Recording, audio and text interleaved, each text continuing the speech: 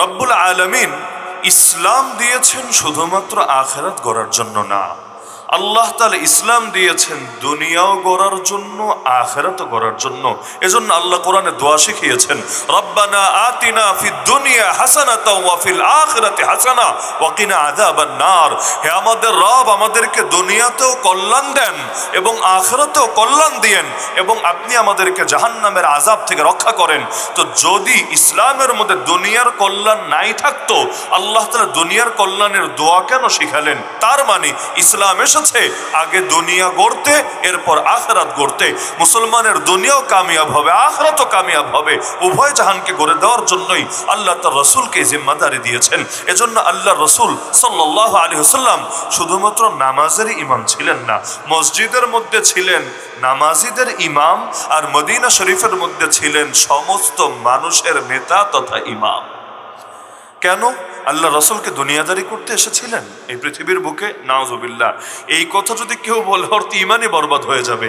আল্লাহ রসুল যা করেছেন সবই দিন, সবই দিন, সবই আল্লাহর জন্য। তাহলে আল্লাহ রসুল সাল্লাল্লাহু আলাইহি সাল্লাম তিনি যে রাষ্ট্র পরিচালনা করেছেন কার জন্য? আল্লাহ রসুল সাল্লাল্লাহু আলাইহি সাল্লাম তিনি যুদ্ধের ময়দানে ছুটে গিয়েছেন কার জন্য?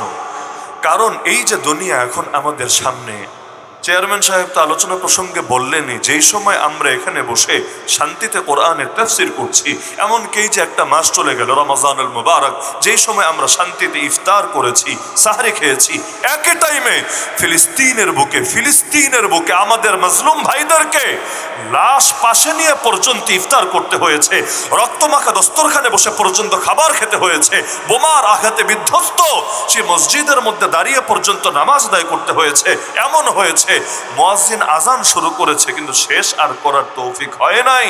আজান শুরু করেছে, ওই অবস্থায় গুলি করে চিরতরে শহীদ করে দেওয়া হয়েছে। এমনকি সর্বশেষ এসে আমাদের প্রথম কিবলা মসজিদ আকসা, যে মসজিদের দিকে ফিরে আল্লাহ রাসূল সাল্লাল্লাহু আলাইহি ওয়াসাল্লাম দীর্ঘকাল নামাজ আদায় করেছেন।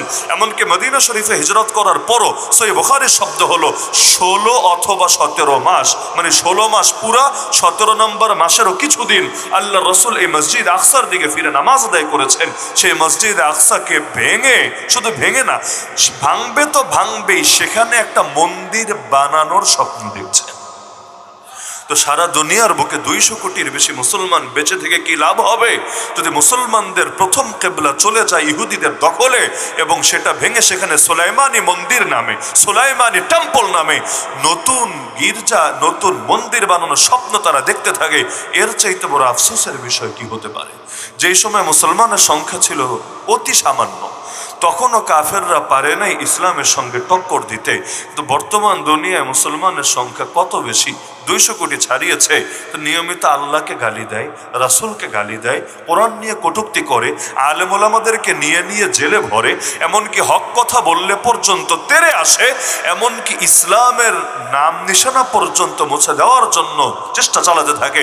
দূরের ইসরায়েল নিয়ে কি বলবেন, পাশের ইন্ডিয়াই তো বিতর্কিত ওয়াকফ বিল সংশোধনের নামে মুসলমানদের যত মসজিদ, মাদ্রাসা, ঈদগাহ, গোরস্থান যা আছে এই সবগুলোকে একে একে ধ্বংস করার জন্য চেষ্টা চালাচ্ছে। আগেই তো বাবরি মসজিদ ভেঙে রাম মন্দির বানিয়েছে, জানেন না সবাই? বাবরি মসজিদ ভেঙে রাম মন্দির বানিয়েছে, এখন ধীরে ধীরে সবগুলোকে ভাঙতে যাচ্ছে। কাশ্মীরের মুসলমানের স্বাধীনতা কেড়ে নিয়েছে, আসামের লক্ষ লক্ষ মুসলমানকে তাড়িয়ে দিতে চাচ্ছে। নাউযুবিল্লাহি মিন যালিক। তাহলে এই যে সারা দুনিয়ার মুসলমানদের এই হালত কেন জানেন? কয়েকটা বড় বড় কারণ আছে। এর মধ্যে অন্যতম কারণ কিন্তু এটা, মুসলমান আল্লাহর জন্য এক না হয়ে কাফেরদের মিষ্টি মিষ্টি বুলি শুনে ওদের গোলামের খাতায় নাম লিখিয়েছে।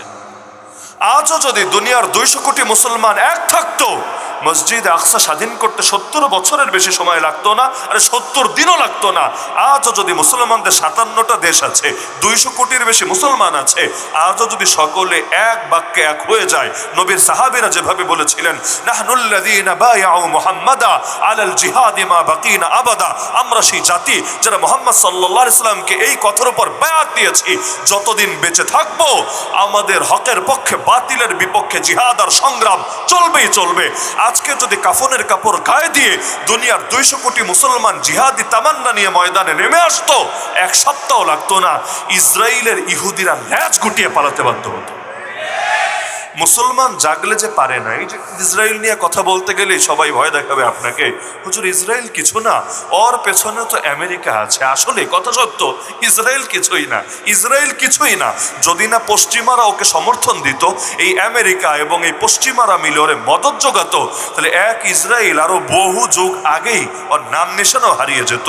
তাহলে এই যে সবাই মিলে সমর্থন দিচ্ছে, তাতে কি? আল্লাহ তো দেখিয়ে দিয়েছেন আফগানের জমিনে এই আমেরিকা 50-এর বেশি রাষ্ট্রকে সাথে নিয়ে গিয়েছিল, কিন্তু ফলাফল 19 বছর চেষ্টা চালানোর পরও আল্লাহ এই দুর্বল অসহায় মুসলমানদেরকে বিজয় দিয়েছিল এবং আমেরিকা ল্যাজ গুটিয়ে পালাতে হয়েছিল।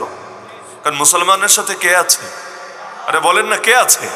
আমার রাসূল সাল্লাল্লাহু আলাইহি ওয়াসাল্লাম এক যুদ্ধের ময়দান থেকে ফিরছিলেন। রাস্তায় এক জায়গায় বিশাল লম্বা সফর, যেহেতু ক্লান্তি তো লাগবে স্বাভাবিক, এক জায়গায় নবীজি বললেন তোমরা একটু বিশ্রাম করো, দুপুরবেলা এই গরমের মধ্যে চলার দরকার নেই, বিশ্রাম করো। মরুভূমিতে বিশ্রাম করা যায় নাকি?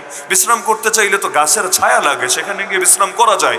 তো এজন্য সাহাবীরা ছড়িয়ে ছিটিয়ে গেলেন, এই গাছের নিচে 2 জন, ওই গাছের নিচে 5 জন 7 জন, এভাবে এক একজন এক এক জায়গায় ছড়িয়ে গেলেন।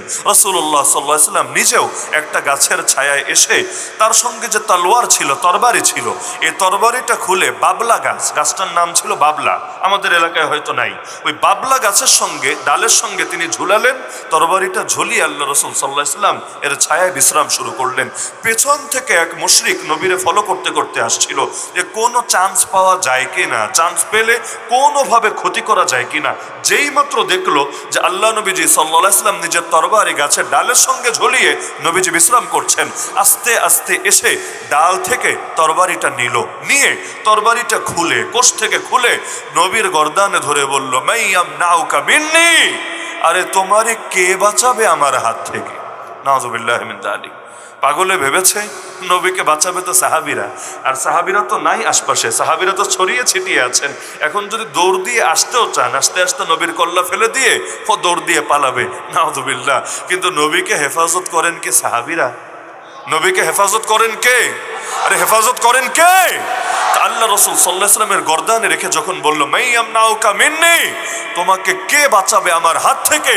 আল্লাহ নবী সাল্লাল্লাহু আলাইহি ওয়াসাল্লাম শুধু একটা শব্দ বললেন, কোনো দোয়া দুরুদও না, লম্বা কোনো বাক্য না, কাউকে ডাকলেনও না, ইশারাও দিলেন না। নবীজি শুধু জবান দিয়ে একটা শব্দ বললেন, আল্লাহ। নবী শব্দ বলতে দেরি, ওই জালেমের হাত কাঁপতে শুরু হতে দেরি না। হাত কাঁপতে কাঁপতে তরবারি পড়েই গেল, ধরে রাখতে পারলো না। ওর চোখের সামনে নবীজি এবার তরবারি উঠালেন, উঠিয়ে এবার ওর ঘাড়ের উপর ধরে বললেন, কিরে মাইয়াম নাউকা মিন্নি, এবার তোরে কে বাঁচাবে আমার হাত থেকে বল। তাহলে যেখানে গিয়ে মানুষের চিন্তার দৌড় শেষ, সেখানে তো আল্লাহর কুদরতের দৌড় মাত্র শুরু।